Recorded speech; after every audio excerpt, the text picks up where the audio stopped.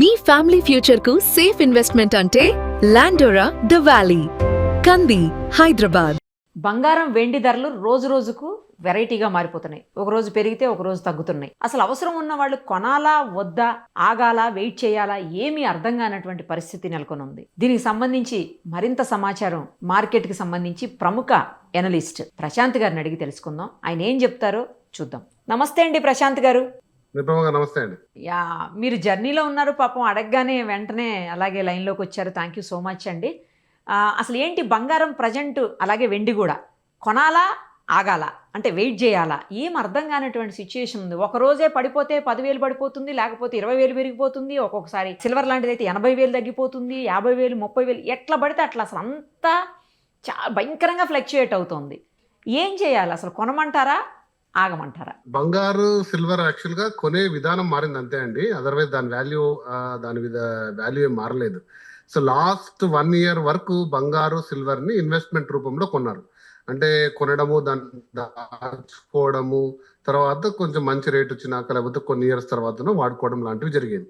ఈ 2026 మొదటి నుంచి బంగారు సిల్వర్ అనేది షేర్ మార్కెట్ రూపంలో అయిపోయిందండి. అంటే ఈక్విటీస్ రూపంలో ఈ రోజు కొనడం, రేపు అమ్మడం, రేపు కొనడం, 2 days లో అమ్మడం, ఈ షార్ట్ టర్మ్ ఈక్విటీస్ రూపంలోకి వెళ్ళిపోయింది.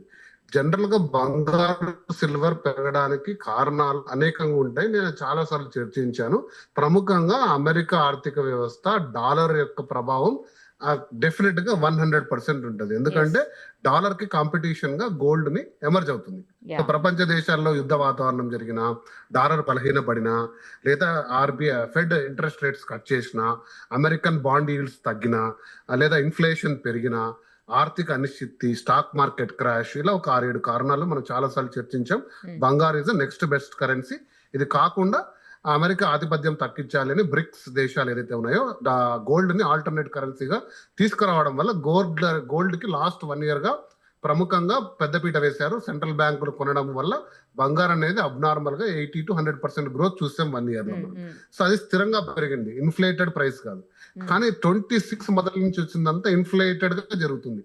అంటే ఒక్కసారిగా ఈ షార్ట్ టర్మ్ బయర్స్ అందరూ మార్కెట్ లో ఎంటర్ అయ్యి పేపర్ వాల్యూ పడిపోతుందండి. బాగా గుర్తుపెట్టుకోండి.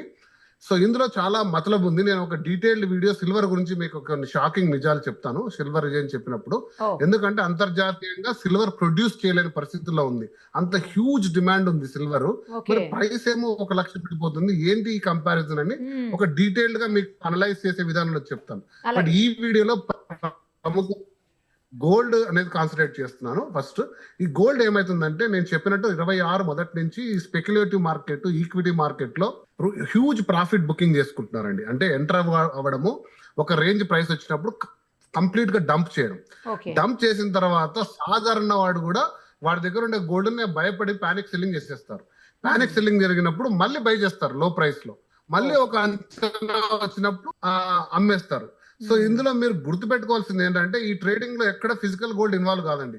పాపం పైనంతా ఈ మార్కెట్ ని నిర్ధారిస్తుందంతా కూడా పేపర్ గోల్డ్. పేపర్ గోల్డ్ అనేది ఈటీఎఫ్స్, వీటిలోనే వాల్యుయేషన్ జరుగుతుంది. బంగారు అనేది బేసికల్ గా, బంగారు సిల్వర్ కూడా అధికంగా కూడా hedge funding, okay, futures and opportunities, వీటి గురించి మీకు ఐడియా ఉంటే ట్రేడింగ్ వాళ్ళకి ఐడియా ఉంటుంది. సో ఇది ఆల్మోస్ట్ ఒక బెట్టింగ్ లాగా అనుకోండి.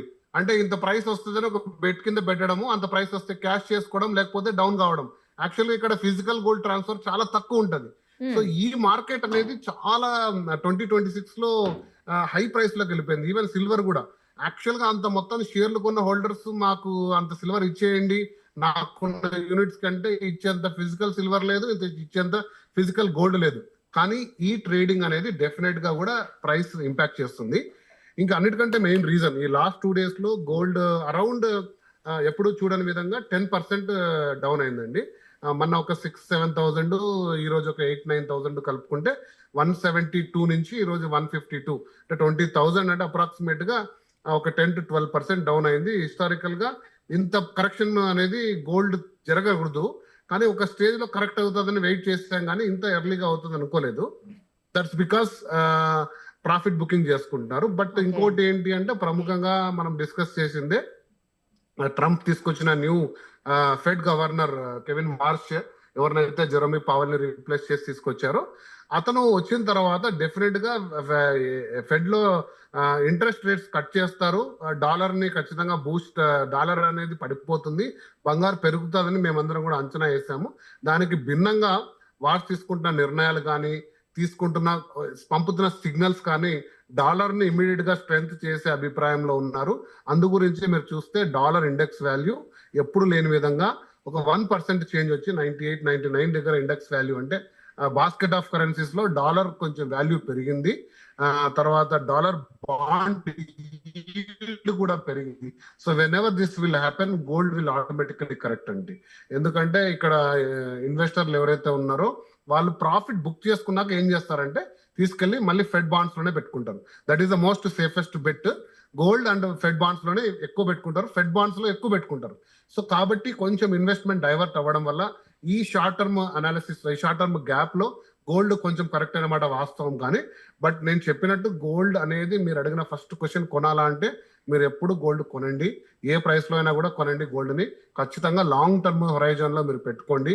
ఈ రోజు అయితే ఇంకొంచెం తగ్గింది కాబట్టి మీరు అఫర్మేటివ్ గా కొనండి. గోల్డ్ వాల్యూ అనేది లాంగ్ రన్ లో అంటే మీరు ఒక కనీసం 12 to 18 months హొరైజన్ లో చూడండి. మీకు డెఫినెట్ గా బ్యాంక్ ఇంట్రెస్ట్ కంటే మ్యూచువల్ ఫండ్స్ కంటే కూడా బెటర్ రిటర్న్ ఇచ్చే ప్రాస్పెక్ట్ లోనే గోల్డ్ ఉందండి. కానీ అలా కాదు, ఇప్పుడు చాలా ఎక్కువ తగ్గింది కదండి, అందుకని ఏంటంటే అందరిలోనూ మళ్ళీ ఇంకా తగ్గుతుందేమో, ఇంకా తగ్గితే కొనుక్కోవచ్చు కదా అన్న ఆలోచనలో ఉన్నారు, అందుకు అడిగాను. డెఫినెట్ గా ఐ థింక్ మంచి క్వశ్చన్ అడిగారు. ఇప్పుడు నేను అనుకోండి ఒక 50 grams కొనాలంటే ఈ రోజు వెళ్ళి 10 grams కొంటాను ఖచ్చితంగా. ఇంకా తగ్గితే మళ్ళీ కొంటాను. ఓకే, ఇంకా పెరుగుతుంటే కొంచెం వెయిట్ చేస్తాను. వెయిట్ చేసి మళ్ళీ గ్రోత్ ప్యాటర్న్ లోకి వచ్చింది అనుకోండి ఒక సెంటర్ టైమ్ లో కొంటాను. సో మీరు డివైడ్ చేసుకోండి, మీకు కావాల్సిన 100 grams 50 grams 5 ఇన్స్టాల్మెంట్స్ లో 5 months లో తీసుకోండి, లేదా 12 months లో తీసుకోండి. మార్కెట్ లో 2 months ఒకసారి ఎంటర్ కాండి, 1 year తర్వాత చూసుకోండి. అందరికంటే బెస్ట్ రిటర్న్ మీ దగ్గరే ఉంటుంది. ఓకే, సో ఎటువంటి ఫ్లక్చువేషన్స్ అయినా బీట్ చేయాలంటే మీరు తీసుకోవాలి, లాంగ్ టర్మ్ హొరైజన్ లో తీసుకోండి. ఇప్పుడు పెరుగుతున్న తగ్గుతున్న వాతావరణాన్ని మీరైనా షార్ట్ టర్మ్ ఇన్వెస్టర్ అయితే మీరు దయచేసి ఇటువైపు రావద్దండి. If you want to cash in 1 month అంటే క్విక్ క్యాష్ ఏదో చేసుకోవాలి, ఆ హెడ్జ్ ఫండింగ్ చేసుకోవాలి అంటే మెటల్ ఎప్పుడూ కూడా కరెక్ట్ కాదండి.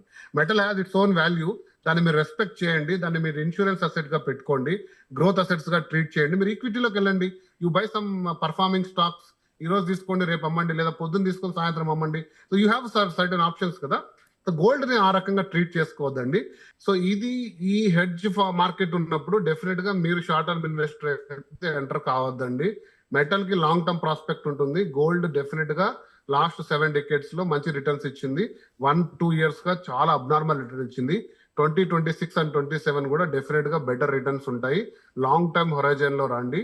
ఇప్పుడు పెరుగుతున్న తగ్గుతున్న కారణాలను అనాలిసిస్ చేసి మీరు బెటర్ డెసిషన్స్ తీసుకోండి. షార్ట్ టర్మ్ లో దయచేసి మీరు చేతులు కాల్చుకోవద్దండి. If you're some term long term prospect అయితే ఈ రోజు కొద్దిగా తీసుకోండి. సో డెఫినెట్ గా యూ బై సమ్వేర్, ఇంకా పడిపోతే తీసుకోండి, పెరుగుతుంటే కొంచెం వెయిట్ చేసి తీసుకోండి. గుడ్ సజెషన్ అండి, thank you so much. Thank you.